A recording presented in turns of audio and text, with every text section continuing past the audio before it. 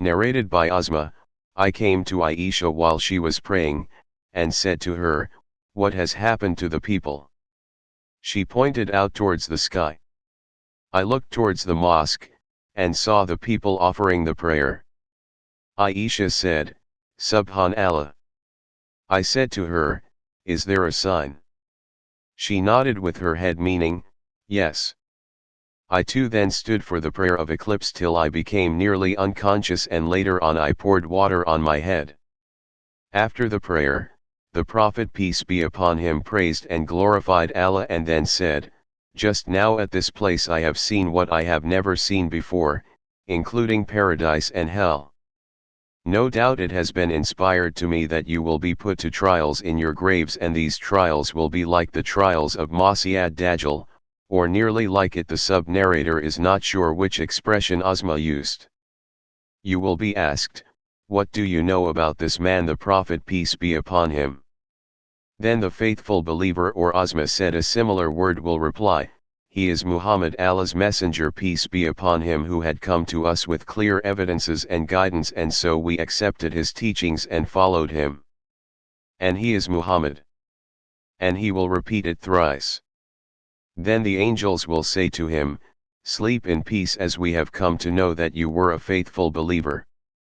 On the other hand, a hypocrite or a doubtful person will reply, "I do not know, but I heard the people saying something and so I said it."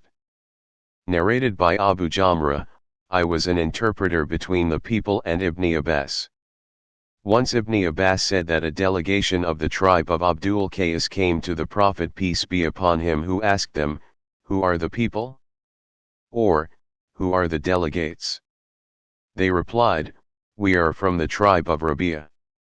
Then the Prophet peace be upon him said to them, "Welcome, O people," or said, "O delegation of Abdul Qais. Neither will you have disgrace nor will you regret." They said, "We have come to you from a distant place, and there is the tribe of the infidels of Madar intervening between you and us, and we cannot come to you except in the sacred month.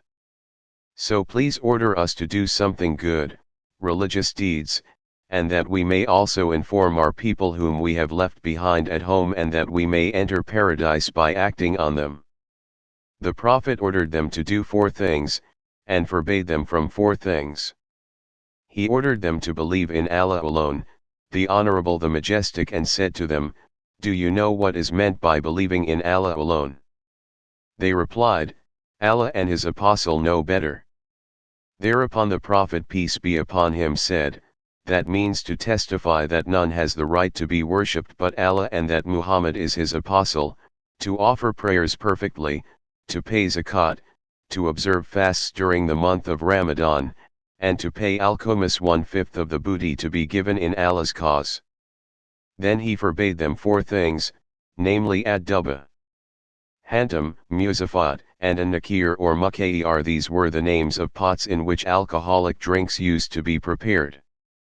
The Prophet peace be upon him further said, "Memorize them, these instructions, and tell them to the people whom you have left behind." Narrated by Abdullah bin Abi Malaika, Uqba bin al-Harith said that he had married the daughter of Abi bin Aziz. Later on a woman came to him and said, "I have suckled, nursed, Uqba and the woman whom he married his wife at my breast." Uqba said to her, "Neither I knew that you have suckled, nursed, me, nor did you tell me." Then he rode over to see Allah's messenger peace be upon him at Medina, and asked him about it. Allah's messenger peace be upon him said, "How can you keep her as a wife when it has been said that she is your foster sister?" Then Uqba divorced her, and she married another man. Narrated by Umar, my Ansari neighbor from Bani Umayyah bin Zayd, who used to live at Awala al-Madinah and used to visit the Prophet peace be upon him by turns. He used to go one day and I another day.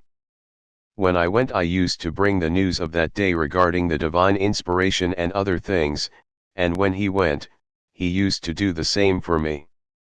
Once my Ansari friend, in his turn on returning from the Prophet, knocked violently at my door and asked if I was there.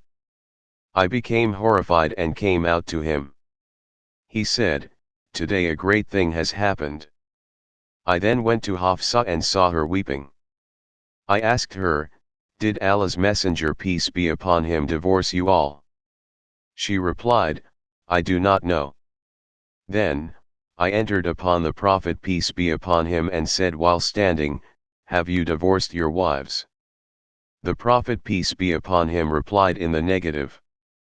On that I said, "Allahu Akbar, Allah is greater." Narrated by Abu Masud al-Ansari, once a man said to Allah's Messenger peace be upon him, "O Allah's Messenger peace be upon him, I may not attend the compulsory congregational prayer because so and so the Imam prolongs the prayer when he leads us for it." The narrator added, "I never saw the Prophet peace be upon him more furious in giving advice than he was on that day." The Prophet said, "O people! Some of you make others dislike good deeds, the prayers. So whoever leads the people in prayer should shorten it because among them there are the sick, the weak and the needy having some jobs to do."